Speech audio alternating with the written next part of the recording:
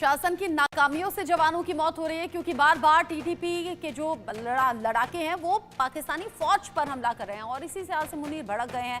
अब कब और कैसे, इसमें पहले भी पाकिस्तान में तख्ता पलट हुआ है ये आप जान लीजिए। 1958 जनरल अयूब खान के वक्त में ऐसा हुआ। यहाँ सिकंदर मिर्जा को हटाकर मार्शल लॉ लगाया गया था, ये 1958 की बात है। उसके बाद में पाकिस्तान की कमान अपने हाथों में सेना ने ले ली थी। पाकिस्तान में तख्ता पलट इससे पहले भी बहुत बार हुआ है। 77 में जनरल जियाउल हक ने तख्ता पलट का यहाँ पर जो कदम था वो उठाया था। 77 में पीएम जुल्फिकार अली भुट्टो को पद से हटा दिया था, तब ये तख्ता पलट की सिचुएशन आई थी। 77 में 1979 में जुल्फिकार अली भुट्टो को फांसी दे दी गई थी, ये उस वक्त की घटना है। ऑपरेशन फेयर प्ले के नाम से ये ऑपरेशन चलाया गया था और पाकिस्तान के हालात उसमें बड़े बदले थे। 1988 में विमान हादसे में जियाउल हक की उसके बाद में मौत हो गई थी। फिर आ जाइए आगे, 1999 की सरकार के बारे में जान लीजिए। जनरल परवेज मुशर्रफ ने यहाँ तख्ता पलट का इनिशिएटिव लिया। पीएम नवाज शरीफ को कुर्सी से बेदखल कर दिया था, तब भी हालात इतने ही अनिश्चित थे। यहाँ मुशर्रफ साल 2008 तक पाकिस्तान के तानाशाह के तौर पर बने हुए थे। अब जिस तरीके से आसिम मुनीर ने यहाँ पर एक तरीके से अल्टीमेटम दे दिया है और हम कह रहे हैं काउंटडाउन शुरू हो गया है तख्ता पलट का, वो जान लीजिए। आसिम मुनीर ने शहबाज सरकार को लताड़ा है, लताड़ने के साथ साथ जवानों की मौत का जिम्मेदार भी बता दिया। विद्रोहियों को बढ़ावा देने का आरोप भी यहाँ सीधे तौर पर सरकार पर लगा दिया है आसिम मुनीर ने। कह रहे हैं कि शासन की नाकामियों से ही जवानों की मौत हो रही है, क्योंकि हम देख रहे हैं एक के बाद एक पाकिस्तानी फौज को निशाना बना रहा है यहाँ पर टीटीपी। कह रहे हैं कि अब सैनिकों की हत्याएं बर्दाश्त हम करने वाले हैं नहीं, यानी कि आसिम मुनीर ये संकेत दे रहे हैं कि तख्ता पलट हो सकता है। पाकिस्तान को एक और हार्ड स्टेट की दिशा में बढ़ने की जरूरत है, ये बहुत बड़ा बयान है। साथ ही कह रहे हैं धर्म गुरुओं की कट्टरपंथी तकरीर से हमें बचना होगा। धर्मगुरुओं को कट्टरपंथी तकरीर से बचना होगा, शायद इससे हालात कुछ बेहतर हो सकते हैं।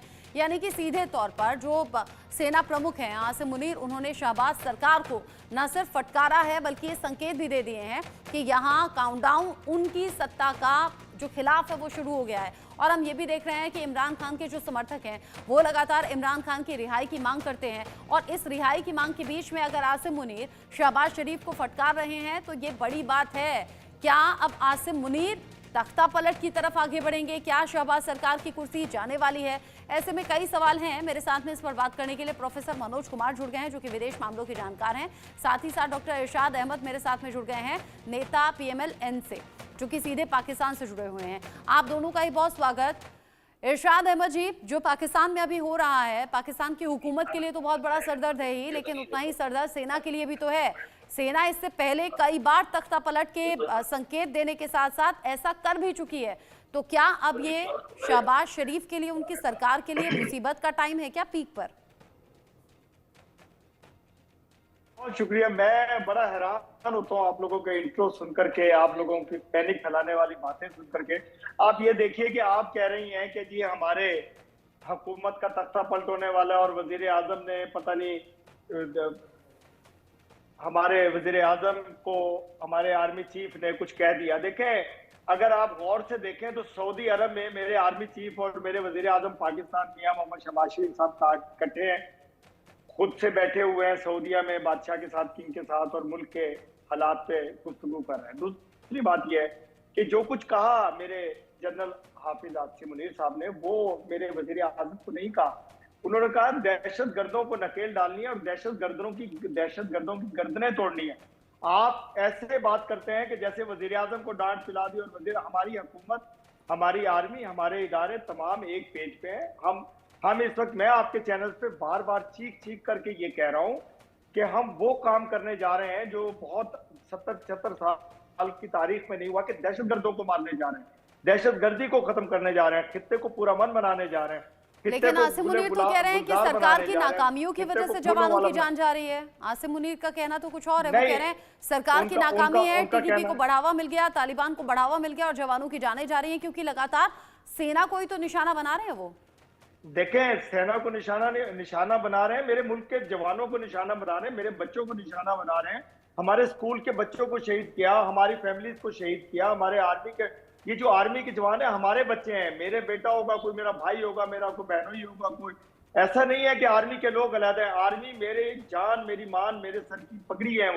वो लोग हैं जिन्होंने खित्ते में अमन लाना है, और वही लोग हैं जिन्होंने बर्बाद करना है दहशतगर्द को और दहशतगर्दी को। आप ये जरा आराम से रखा करें कि आप ऐसी बात मत किया करें कि जी मेरे पाकिस्तान के आर्मी चीफ ने मेरे वजीर आज़म को डांट पिला दिया। ऐसा कुछ नहीं है। हम तमाम इदारे, हमारी फौज, हमारा पाकिस्तान, हमारी हुकूमत एक पेज पे है। हम बड़ी मोहब्बत प्यार से इकट्ठे हैं, और हमारी अपोजिशन, आप कह रही हैं कि पीटीआई हमारे साथ नहीं मिलना चाह रही है, हमने तकरीबन तमाम पार्टीज को इकट्ठे कर लिया है और अब हम एक पेज पे हैं। आप ऐसा ऐसा पता नहीं ये कौन सी इमेजिनेशन है, पता नहीं ये कौन सी इमेजिनेशन है इरशाद जी, क्योंकि रियलिटी कुछ और नजर आती है। टीटीपी के आतंकी आगे बढ़ते हैं, बम धमाकों की खबर सामने आती है, बीएलए के लोग आगे बढ़ते हैं, बीएलए के लड़ाके अलग अलग जगह धमाके कर रहे हैं, और आप कह रहे हैं कि सब कोई एक पेज पर है, सब जगह शांति है। पता नहीं ये कौन सी चश्मे से आप देख रहे हैं। मैं मनोज कुमार जी का रुख कर लेती हूँ। दहशतगर्द तो हमारे खिलाफ है, दहशतगर्दी, हम दहशतगर्दी के खिलाफ। लेकिन आप कह रहे हैं 70-75 साल में जो नहीं हुआ वो अब होने वाला है। मतलब अपने ही बोए हुए बीज, अपना ही बोया हुआ आतंक आप ही को खोखला कर रहा है, और अब आप कार्रवाई की बात कर रहे हैं। मनोज कुमार जी, क्या उतनी साफ पिक्चर है, क्या उतनी क्लीन इमेज है जितनी की दिखाने की कोशिश हो रही है?